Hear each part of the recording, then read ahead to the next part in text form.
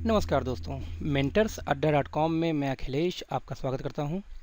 जैसा कि हमने पिछले ट्यूटोरियल में पढ़ा था और जाना था कि सबसे पहले HTML को हमें टेक्स्ट एक एडिटर चाहिए लिखने के लिए या कोई भी कोड उसका, तो हमने डिसाइड किया था कि हम जो भी कोडिंग करेंगे वो हम करेंगे Notepad++ में। ठीक दोस्तों, तो चलिए हम खोलते हैं Notepad++ सबसे पहले अपने आज के पहले, क्योंकि अब हमारा दूसरा क्लास है तो दूसरे क्लास में हम सीखेंगे कोडिंग करना। ओके दोस्तों, तो हमने ये खोला Notepad++। मैंने इसका सारा टेक्स्ट पहले डिलीट किया।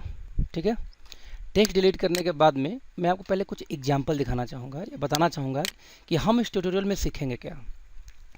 सबसे पहले इस ट्यूटोरियल में आज हम सीखेंगे HTML। एक कंप्लीट HTML के अंदर में कौन कौन से सब्जेक्ट या कौन कौन से लैंग्वेजेज आते हैं। तो सबसे पहले मैं आपको पढ़ाऊँगा HTML एंड CSS, जावास्क्रिप्ट और मैं आपको पढ़ाऊँगा jQuery। ओके, इन चारों को यदि हमने कंप्लीट सीख लिया तो दुनिया का ऐसा कोई भी वेबसाइट नहीं है अच्छे से अच्छा जिसको आप डिज़ाइन ना कर सकें। तो सबसे पहले हम समझेंगे कि हम HTML या CSS या jQuery या जावास्क्रिप्ट क्यों पढ़ें। जैसे एक एग्जांपल देता हूँ, आपके सामने एक फ़ोटो है। ठीक है, इस फोटो में देखिए ये एक लड़की की फ़ोटो है जो विदाउट मेकअप है। विदाउट मेकअप, ठीक इसी प्रकार से HTML है। अब इसी लड़की की, इसी गर्ल की मैं एक दूसरी तस्वीर आपको दिखाता हूँ। ये रहा आपके सामने। अब आप देखें सेम लड़की विदाउट मेकअप कैसी थी और मेकअप के साथ कैसी है। सेम यही विदाउट मेकअप HTML हो गया और विद मेकअप कौन सा हो गया, CSS। मतलब ये हो गया कि हम HTML में सारी कोडिंग तो लिख लेते हैं लेकिन उसको स्टाइल देने के लिए, CSS का मतलब ये होता है कास्केडिंग स्टाइल शीट। उसको स्टाइल देने के लिए मीन्स कौन सा लुक, कौन सा फील, किस टाइप का कलर, कैसा फॉन्ट होगा, एक एक चीज़ जो डिजाइनिंग का पार्ट है, जो स्टाइलिंग का पार्ट है, वो हम सीखेंगे CSS में। तो बेसिकली हम HTML और CSS दोनों एक साथ सीखने वाले हैं। ओके दोस्तों, इसके बाद बात करें तो नंबर आता है जावास्क्रिप्ट का। जावास्क्रिप्ट की बात करें तो किसी भी प्रकार का calculation, extra additional effect, menus, सब मेनूज, बैनर्स, ये हम करते हैं। जो भी कैलकुलेशन का पार्ट होगा सारा वो हम कर देखेंगे जावास्क्रिप्ट के थ्रू। और finally jQuery। Basically jQuery JavaScript का ही एक लाइब्रेरी है जिसके अंदर बहुत सारे इनबिल्ट फंक्शन होते हैं, बहुत सारे इफ़ेक्ट्स होते हैं स्लाइडिंग के, मेनूज के, उनको हम सीखेंगे jQuery के साथ में। और दोस्तों HTML के प्रैक्टिस के लिए हमें ज़रूरत क्या होती है, एक आपके टेक्स्ट एडिटर की जो हमें मिलता है Notepad++ में। तो मैं खोल लेता हूँ Notepad++। ओके दोस्तों, इसको खोलने के बाद में हमें ज़रूरत होती है एक ब्राउज़र की। जैसे मैं आपके सामने क्रोम खोल लिया मैंने। ओके, क्रोम हो गया, गूगल क्रोम है ना। तो इसको मैं दोबारा से मिनिमाइज कर लेता हूँ। तो सबसे पहले जब हम कोई भी कोड लिखते हैं या कोई भी पेज बनाते हैं तो वो ओपन होता है किसी न किसी ब्राउज़र के अंदर, इसलिए हम एक ब्राउज़र भी ले लेते हैं जैसा मैंने क्रोम लिया था। ओके, तो जब भी कोई ब्राउज़र किसी फाइल को रीड करता है तो सबसे पहले हमें बताना होता है उस ब्राउज़र को कि बेसिकली ये फाइल किस लैंग्वेज को या किस कोडिंग को रिप्रेजेंट कर रही है। सबसे पहले समझिए दोस्तों, HTML टैग से मिलकर बनता है। कोई भी कोड जो HTML में हम लिखते हैं वो स्टार्ट कैसे होता है, लेस देन और ग्रेटर देन। ठीक, इसके अंदर हमें कोई भी टैग लिखना होता है। जैसे हमें पढ़ना है HTML तो हम लिखेंगे HTML। हमने HTML लिखा, ये हो गया लेस देन और ग्रेटर देन के बीच में। लेकिन इस पूरे टैग को, ये जो पूरा टैग है ना, इसको हम बोलते हैं ओपनिंग टैग। और जब भी कोई टैग हम ओपन करते हैं तो उसको हमें क्लोज भी करना मस्ट होता है, नहीं तो ब्राउज़र उसको पढ़ता ही रहेगा। जहाँ पे हम इसको क्लोज करते हैं ब्राउज़र मान लेता है कि यहाँ पे इस टैग यानी इस सिंटैक्स का मतलब ख़त्म हो गया। तो हम ओपनिंग के लिए जैसे जो यूज करते हैं लेस देन ग्रेटर देन के बीच में, ठीक इसी प्रकार से अगेन हम लेस देन ग्रेटर देन तो लिखते लिखते हैं, साथ में लिखते हैं फॉरवर्ड स्लैश और इसके बाद हम लिख देंगे सेम वही ऊपर वाला टैग यानी HTML। मीन्स यहाँ पे HTML शुरू हुआ और यहाँ पे HTML क्लोज हुआ। अब देखिए यहाँ लेस देन ग्रेटर देन, यहाँ लेस देन ग्रेटर देन, लेकिन साथ में एक फॉरवर्ड स्लैश। ठीक दोस्तों, तो जिस प्रकार से HTML, जिस प्रकार से हम जब पैदा होते हैं तो हम लड़का होंगे या लड़की होंगे, हम इंसान होंगे या जानवर होंगे। तो यहाँ पे हमने HTML ओपन किया, HTML क्लोज किया। मतलब ये कि जब भी कोई ब्राउज़र में ये फाइल हम ओपन करेंगे तो सबसे पहले वो HTML पढ़ेगा तो समझ जाएगा कि ये पूरी कोडिंग HTML में लिखी हुई है। अब HTML के अंदर कोडिंग तो HTML की हो गई, समझ में आ गया। अब इसको हम स्टार्ट कैसे करते हैं? सबसे पहले हम लिखते हैं हेड। हमारे बॉडी का सबसे पहला पार्ट क्या होता है? हेड। क्योंकि हमारी जितनी भी सोचने समझने की शक्ति होती है वो होता है हेड के अंदर। ठीक इसी प्रकार से कोडिंग के अंदर है। मैंने यहाँ पे हेड को ओपन किया, अब मुझे क्या करना पड़ेगा?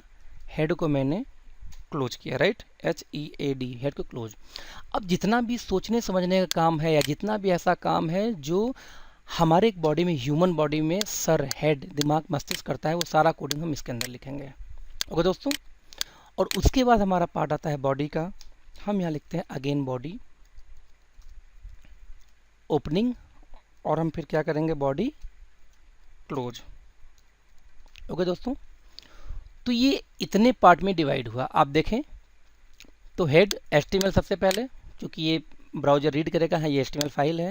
सेकंड हेड, जितनी भी चीज़ें हमें बतानी है ब्राउज़र को जो कि सिर्फ अंदरूनी यानी अंदर अंदर करेगा, लेकिन वो ब्राउज़र पे डिस्प्ले नहीं करेगा, यानी सोचने समझने का काम जो होता है या इफेक्ट स्टाइलिंग का जो काम होता है वो हम देते हैं हेड के अंदर में, हेडिंग के अंदर में। ओके सॉरी, हेड के अंदर में। उसके बाद जो भी चीज़ें डिस्प्ले वाली है, हमारी बॉडी यानी हमारी अंदर आत्मा वाला सारा काम हेड के अंदर, और जो एक्सटर्नल बॉडी है जो दिखाई देगा ब्राउज़र पे वो हम लिखते हैं बॉडी के अंदर। ओके। और इसके बाद में अगेन HTML क्लोज। तो दोस्तों हम स्टार्ट करते हैं। सबसे पहले मैं स्टार्ट करते हैं टाइटल से। दोस्तों again opening, TITLE, title, opening and title, and title close, है ना, TITLE, टाइटल। आप चाहे एक लाइन में लिखें या चाहे नीचे लिखें इसको एंटर मार के, है ना, लेकिन ब्राउज़र उसको एक ही रीड करता है हमेशा, क्योंकि ओपन यहाँ से हुआ ख़त्म, यहाँ से वो जहाँ क्लोज हो रहा है वहीं ख़त्म होगा, चाहे जितना बड़ा आप लिख दें उससे कोई फ़र्क नहीं पड़ता। ओके दोस्तों, चलिए तो हमने टाइटल ओपन किया, टाइटल क्लोज किया। अब इसके बीच में हम जो भी लिखेंगे like my first, my first tutorials. Okay, my first tutorial.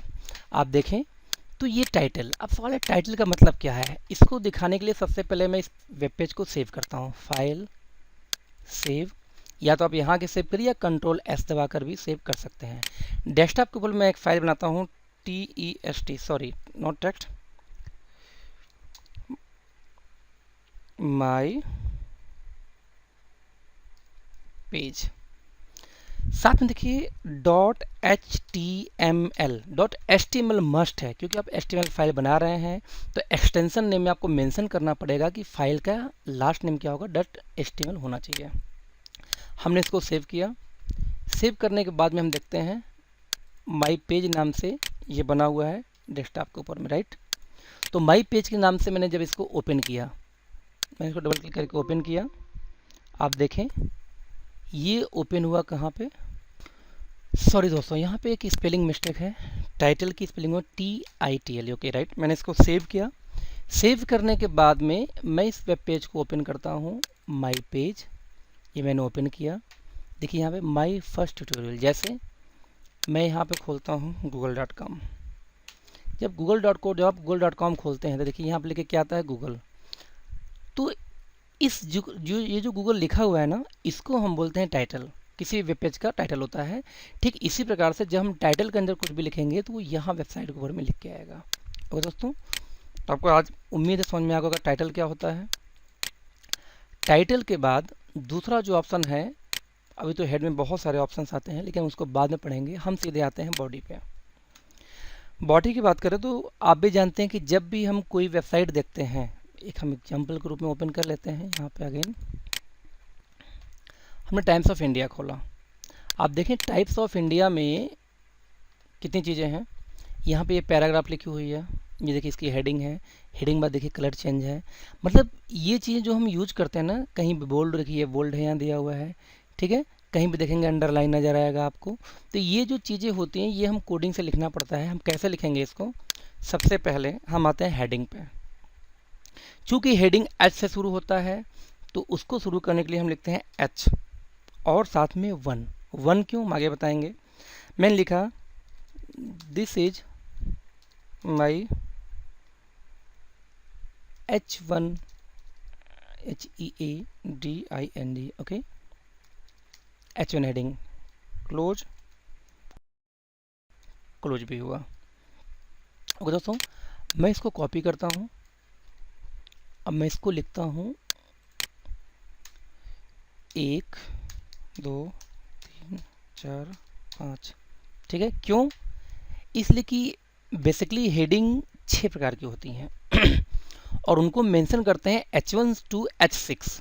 जैसे H1 हो गया, ये हो गया H2, okay, H3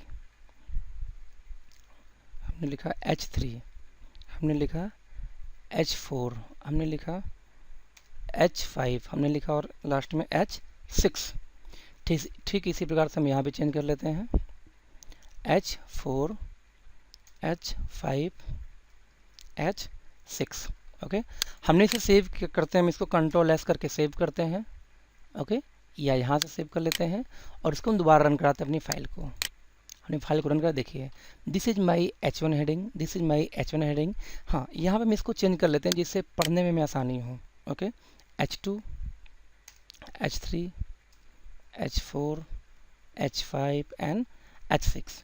again Ctrl+S से मैंने इसको सेव किया और आगे इसको हमने रिफ्रेश किया। देखिए, किसी भी वेबसाइट को डिजाइन करते समय हमें कई सारी हेडिंग्स देनी पड़ती हैं। उन हेडिंग्स की साइज क्या होगी ये पहले से ही डिसाइड है। आप नॉर्मल टेक्स्ट से हल्का से ये मोटा होता है। देखें आप, इसमें H1 हेडिंग, H1 का देखिए साइज क्या है और मोटाई क्या है, H2 को देखिए साइज क्या है, मोटाई क्या है, same H3 H4 H5 and H6।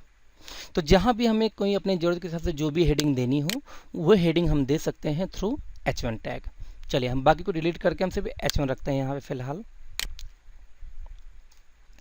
इसके बाद ये जो लिखा हुआ है this is my H1 heading, ये जनरली होना चाहिए P टैग के अंदर। ये P क्या होता है, P मीन्स हुआ पैराग्राफ।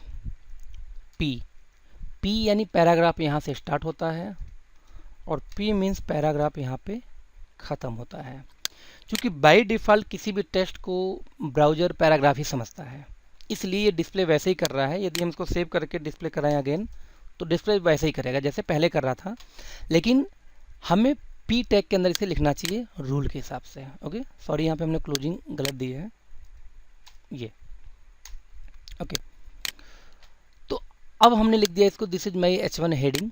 अब मान लीजिए इसे मैं सेंटर में करना है तो क्या करेंगे, हम इसको बताना चाहेंगे कि जितने भी ये टैग्स होते हैं हर टैग से कुछ एट्रीब्यूट्स भी होते हैं। वह एट्रीब्यूट्स हम कहाँ लिखते हैं, जो टैग की ओपनिंग टैग है, किसी भी टैग्स की ओपनिंग टैग के अंदर। जैसे हमें P, ये पैराग्राफ है, हमें इस पैराग्राफ को लेके चलना है, मान लीजिए हमें करना है इसको सेंटर में, तो हम कैसे करेंगे।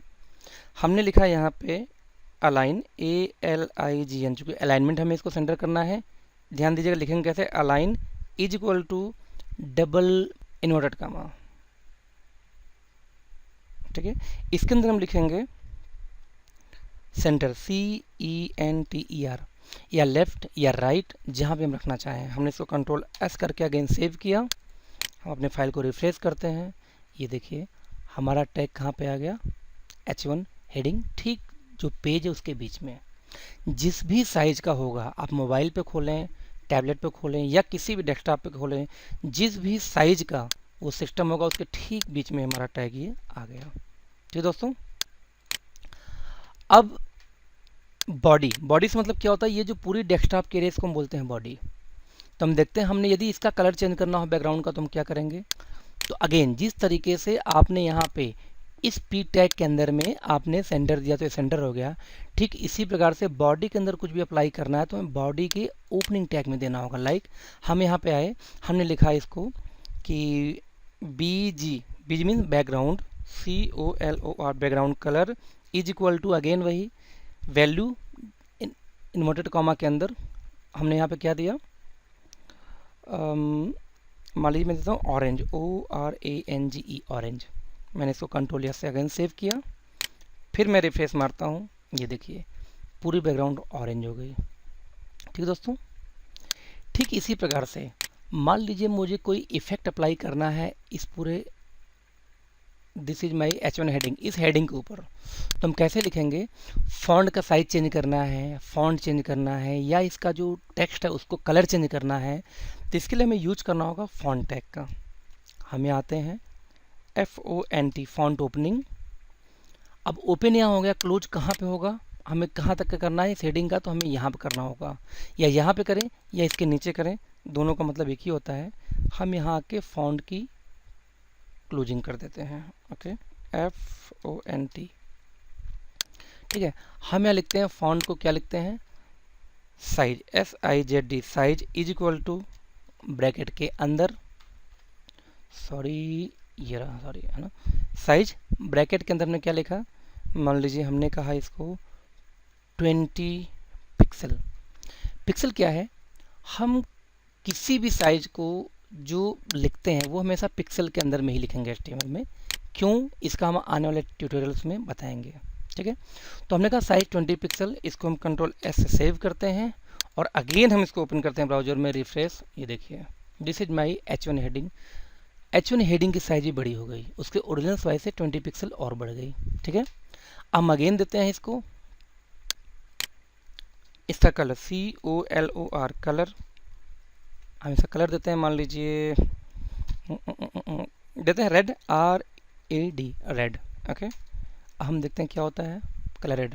क्योंकि रेड इसमें ठीक से दिखाई नहीं दे रहा है तो हम आते हैं इसका कलर वाइट कर देते हैं, HITE, वाइट। ये देखिए कलर चेंज हो गया वाइट। चलिए अब हम करते हैं इसका फॉन्ट, मान लीजिए चेंज करना है, तो फॉन्ट चूँकि फॉन्ट टैग के अंदर ही है तो हमेशा हम फॉन्ट को फॉन्ट फेस करके बुलाते हैं, तो इसलिए हम फॉन्ट चूँकि पहले फॉन्ट टैग के अंदर, तो हम यहाँ लिखेंगे FACE, face is equal to again font का नाम जो आपको याद करना होगा। लाइक एक आता है फॉन्ट ताहोमा, THOMA, मैं इसको देता हूँ कंट्रोल S और अगेन मैं खोलता हूँ अपने ब्राउज़र को और यहाँ जाके मैं रिफ्रेश मारता हूँ। ये देखिए this is my H1 heading. Okay, ये फॉन्ट इसका चेंज हो गया। तो इस तरीके से आपने देखा कि हमने यूज क्या किया, फॉन्ट टैग ओपन किया, यहाँ पे फॉन्ट टैग यहाँ हमने क्लोज किया। चूँकि हम कोई भी एट्रीब्यूट्स, किस हर टैग का जो एट्रीब्यूट्स यानी जो उसके ऊपर एक्स्ट्रा हमें एडिशनल कंटेंट्स लगाने होते हैं, एडिशनल चीज़ें हमें अप्लाई करनी होती हैं, उसको हम बोलते हैं एट्रीब्यूट्स। हम हमेशा ओपनिंग टैग में लिखते हैं और लिखने का तरीका क्या होता है, जो भी हमें करना, लाइक हमें साइज बढ़ानी है, साइज लिखा, इक्वल टू यानी उसकी वैल्यू क्या होगी उसको हमें देना होगा इन्वर्टेड कॉमा के अंदर। ओके, तो equal two comma start 20 pixel comma stop हो गया। अगला हमें कलर देना है, सिर्फ एक स्पेस दिया, colour comma is equal two comma start white comma close. Font face यानी उसका फेस फॉन्ट चेंज करना है, हमने ये कर दिया। हमें और कोई चेंज करना है, वरदाना लीजिए, हमने इसको भी चेंज कर दिया, फिर देखिए फॉन्ट चेंज हो गया। तो कनेक्शंस क्या हुआ किस तरीके से हम कोई भी अप्लाई कर सकते हैं। ओके, आगे बढ़ते हैं। ये जो हमने टेक्स्ट यहाँ लिखा था इसको हम थोड़ा कर देते हैं नीचे। हम यहाँ लिखते हैं this, sorry, line is underline. Okay, this line, sorry, this line is bold. Okay, हो गया। अब हम लिखते हैं this line is italic. Okay, italic. Control S से हम इसको सेव करते हैं और इसको हम रन कराते हैं अगेन आके अपने फाइल में, फाइल को रिफ्रेश मारते हैं। ये देखिए क्या हुआ, this is my H1 heading थे, this line is underline, this line is bold. सबसे लेके देखिए सारा का सारा बड़ा हो गया। क्यों बड़ा हो गया? क्योंकि फॉन्ट की क्लोजिंग हमने यहाँ की हुई है। ठीक है दोस्तों, तो जहाँ फॉन्ट हम क्लोज करेंगे वहाँ तक वो पूरा इफेक्ट लगेगा। हम इस फॉन्ट को यहाँ से कट करते हैं, हम यहाँ हेडिंग्स यहीं पे हम इसको क्लोज कर देते हैं। अब देखिए क्या होता है, ध्यान दीजिए, this is my H1 heading, this is my H1 heading. यहाँ फॉन्ट क्लोज हो गया, तो जो साइज, कलर और फेस यानी फॉन्ट दिया था वो अप्लाई कहाँ तक हुआ है, सिर्फ यहाँ तक। आगे देखिए अप्लाई नहीं हुआ, ये नॉर्मल हो गया। ये सिर्फ नॉर्मल H1 टेक्स्ट है, सॉरी दोस्तों, ये एक नॉर्मल H1 टेक्स्ट है, ठीक है, नॉर्मल H1 टेक्स्ट है ये। अब हमने कहा कि ये H1 भी नहीं है। फॉर एग्जाम्पल हमने H1 यहाँ क्लोज किया था, इसको उठाते हैं यहाँ से, हमने कहा नहीं भाई मेरा H1 भी यहीं क्लोज हो रहा है, कंट्रोल एस। अब देखें, रिफ्रेश मारते हैं, ये देखिए this is my H1 heading, चूँकि हमने सेंटर दिया था ये सेंटर में आ गया। हम इसको खोल के देखते हैं एक बार, ये देखिए दोस्तों, इसको हम करते हैं छोटा, ये देखिए this is my H1 heading, ये हमारी हेडिंग हो गई, ये ठीक देखिए सेंटर में है, ठीक है। इसके बाद हमने क्या लिखा था, this line is underline, this line is underline, this line is bold, this line is italic. लेकिन दोस्तों यहाँ पे एक चीज़ देखिए कि हमने यहाँ पे अलग अलग लाइन लिखा है, लेकिन यहाँ सारे एक में लिखे हुए हैं। इसका रीज़न ये दोस्तों कि पैराग्राफ तो अभी चल रहा है, लेकिन HTML जब तक आप लाइन में ब्रेक नहीं देंगे उस सारे लाइन को एक में लेके चलता है। इसलिए जहाँ जहाँ भी आपको लाइन में ब्रेक देनी है वहाँ पे एक टैग लिखना होता है BR, ओके, ब्रेक टैग। लेकिन इसकी क्लोजिंग नहीं होती, सिर्फ ओपनिंग टैग से ही वर्क करता है ये। लाइक हमने यहाँ पे दिया, हमें इसे भी चेंज करना है, सॉरी हम ये चाहते हैं कि नीचे की लाइन भी इसमें ना आए, तो मैं अगेन यहाँ पे वही लिखना होगा BR। हम इसको कंट्रोल से सेव करते हैं, हम आते हैं अपने विंडो पे, इसको रिफ्रेश करते हैं, ये देखिए 3 लाइन अलग अलग हो गया। लेकिन दिस लाइन इज अंडरलाइन तो है नहीं, दिस लाइन इज बोल्ड, ये बोल्ड तो है नहीं, फिर ये कैसे सही होगा। अगेन वही tag, this line is underline है, तो अंडरलाइन का मतलब क्या हुआ, पहला कैरेक्टर क्या होता है U। हम यहाँ पर ओपनिंग टैग में क्या लिखेंगे U, ओके, और क्लोजिंग में भी हम जाके क्या लिख देंगे U, ओके, हमने क्लोज किया U। आप देखें कंट्रोल S से मैंने सेव किया, हम इसको रिफ्रेश करते हैं, ये देखिए लाइन अंडरलाइन हो गई, ओके। अब हम दूसरा, this line is bold, again bold है, बोल्ड का पहला कैरेक्टर B, तो सॉरी हम यहाँ अगेन अब हम लिखेंगे यहाँ पे opening tag B and closing tag B। Control S हमने सेव किया, यहाँ हमने रिफ्रेश किया, देखिए ये लाइन बाकी लाइन से बोल्ड हो गया, ओके। अब अगेन इटैलिक, सेम वही, ओपनिंग पहला कैरेक्टर I, इटैलिक किया हमने, लास्ट में गए ओपनिंग क्लोजिंग, हमने इसको क्लोज किया, I लिखा, कंट्रोल S से क्लोज किया। हम इसको रिफ्रेश करते हैं, देखिए हमारी ये लाइन देखिए आप यहाँ पे इटैलिक हो गई है। मतलब ये कि हमें जो भी वेब पेज में डिस्प्ले कराना है उसमें मैं कहीं यदि हेडिंग यूज करना था, हम H1 से लेके H6 कोई भी हेडिंग यूज कर सकते हैं। हमें कोई भी पार्ट अंडरलाइन करना, part in the sense like हमने B को यहाँ से कट किया, उड़ाया, हमने कहा सिर्फ बोल्ड के पहले हम लिखते हैं इसको, आप कहीं भी इस टैग को लिख सकते हैं, हमने यहाँ दिया, ओके, हमने यहाँ दिया बोल्ड, कंट्रोल S। अब हम फिर से रिफ्रेश करें यदि इस पेज को, तो आप देखिए सिर्फ बोल्ड ही बोल्ड हुआ है, बाकी नहीं हुआ है। क्यों? क्योंकि हमने टैग में क्या लिखा था, आप ध्यान दीजिए, किसी बोल्ड के पहले हमने B टैग लगाया था, है ना, तो इसलिए सिर्फ बोल्ड ही बोल्ड हुआ है, बाकी चीज़ें नॉर्मल जो साइज होती हैं उस साइज की दिखाई दे रही हैं। तो जब भी आपको कहीं भी सेम वही अंडरलाइन के साथ है, आप जिस पार्ट को चाहें, लाइक आपने यहाँ से हम इसको कट करते हैं, सॉरी यहाँ से मैंने इसको कट किया, हमने कहा ये अंडरलाइन को ही सिर्फ अंडरलाइन करना है, या अंडर को हमने कंट्रोल V कर दिया, क्लोजिंग मैंने यहाँ किया था, इसको भी हम यहाँ से हटाते हैं, कंट्रोल X उड़ा दिया इसको, हमने इसको किया भाई नहीं, क्लोजिंग इसका यहीं करना है, कंट्रोल V, हम कंट्रोल S करते हैं।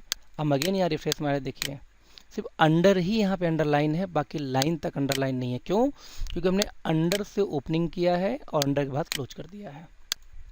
तो जब भी आप भविष्य में कोई वेबसाइट बनाएंगे उसमें यदि हमें कोई अंडरलाइन, बोल्ड, इटैलिक कुछ भी यूज करना है तो इस तरीके से हम यूज कर सकते हैं। ओके दोस्तों, चलिए ये तो हो गया सेंटर। अब मान लीजिए मुझे इन सभी को सेंटर करना है तो क्या करेंगे, तो इसके लिए एक सिंपल कमांड है, सेंटर टैग। जहाँ भी आप इसको इस्तेमाल करना चाहें, एग्जाम्पल हमने यहाँ पे अलाइन सेंटर किया तो ये पे तो मेरा अलाइन चल ही रहा है, ठीक है। और चूंकि हमने इसको दिया था H1 में और H1 यहाँ खत्म होता है, इसलिए नीचे के कोड्स पे अप्लाई नहीं है। तो हम आते हैं, हम एक टैग उठाते हैं, या तो हम हर लाइन को जाके अलाइन सेंटर करें, एक तरीका और भी है कि हम एक टैग उठाते हैं, सेंटर टैग। ओके दोस्तों, centre tag opening SENTER centre and centre tag closing. ठीक है दोस्तों, हम क्या करेंगे यहाँ पे CENTER सेंटर, कंट्रोल S हमने सेव किया। हम फिर से रिफ्रेश करते हैं। आप देखिए सारे एक साथ सेंटर हो गए। क्यों? क्योंकि हमने सेंटर टैग ओपन यहाँ किया, क्लोज यहाँ किया। इसके अंदर जो भी हम देंगे सारे के सारे एक साथ यहाँ पे क्या हो गए, सेंटर्ड में। ओके दोस्तों, तो आज के लिए बस इतना ही। आप इतना प्रैक्टिस करें, उसके बाद में अपने तीसरे ट्यूटोरियल में हम आगे बढ़ेंगे। आपको इमेज लगाना सिखाएंगे, फोटो लगाना सिखाएंगे और भी अच्छे टेक्स्ट बताएंगे। तब तक आप हमारे YouTube के चैनल को सब्सक्राइब करें, हमारे इस वेबसाइट mentorsadda.com को प्रमोट करें, शेयर करें अपने दोस्तों में। Thank you so much.